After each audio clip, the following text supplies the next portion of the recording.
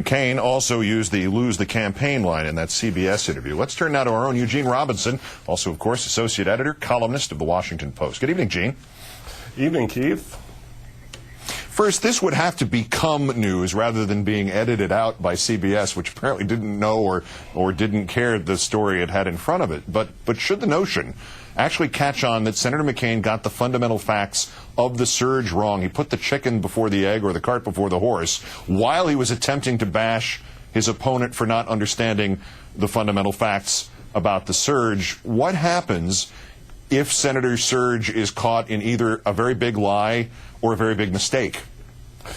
I guess I hope what happens is it becomes a teachable moment about the history of the surge and the Sunni Awakening in Anbar province. The facts are, as you stated them, Keith, that in September 2006, the awakening was already taking shape, and it was nascent at that point, but it was already developing. Look, it was the Sunnis, the sheikhs or tribal leaders of Anbar province who decided they had had enough of Al-Qaeda. These guys, mostly foreigners, who were a bunch of jerks, they decided, and they didn't want them around anymore. They had served their useful purpose, and they're the ones who decided to get rid of them. They were happy to have U.S.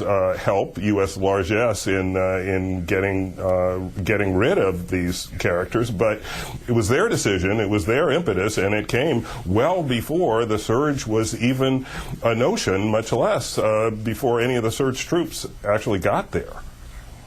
The other big thing, the other big statement out of McCain land today, which we heard at least 4 times, this false claim that Senator Obama would rather lose a war in order to win a political campaign, trying to establish the idea that there's only 2 choices here. Either the U.S. comes home victorious, mission accomplished again, even though we've already declared mission accomplished, or we come home as some sort of set of cowards. In saying this bluntly, has McCain crossed a line? I mean, this isn't questioning leadership on Obama's part. It isn't even questioning the patriotism, the standard stuff. He's accusing of an American senator of wanting to lose a war, which is about, I don't know, an inch, maybe an inch and a half away from accusing him of sedition.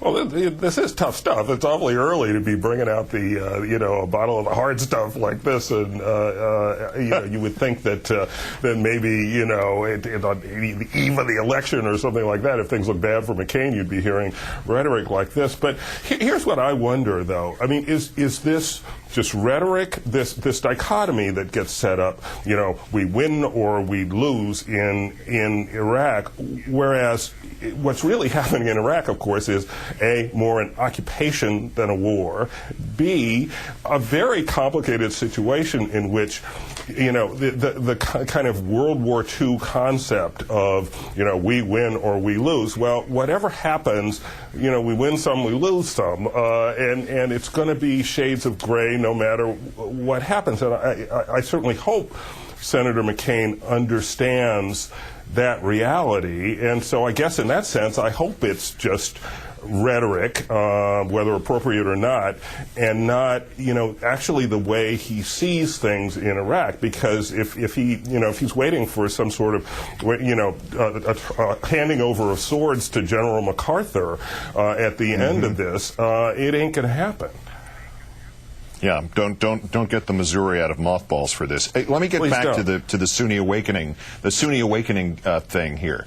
Besides his own anger recently and the stuff we heard today, McCain has the tried and true, the media is against me, bloody shirt waving and waving overtime. What happens to that? And again, it could just be bad journalism. Somebody missed the fact that they had this story and they cut it out for time, but it's bad journalism at best.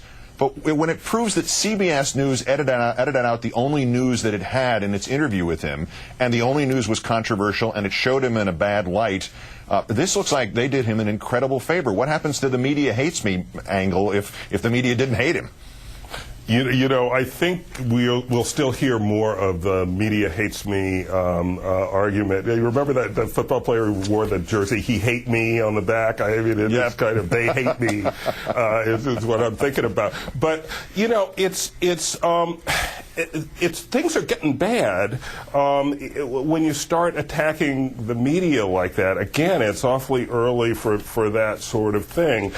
I would think that John McCain has a lot of work to do, or his advisors have a lot of work to do in terms of setting up, a credible, professional political campaign that gets his message across in a favorable light. And I'd worry about that before I worried about the media. The late Rod Smart, He Hate Me from the XFL, analogized by Eugene Robinson of MSNBC and the Washington Post. As always, Gene, thanks for joining us. Have a good night. Good to talk to you, Keith.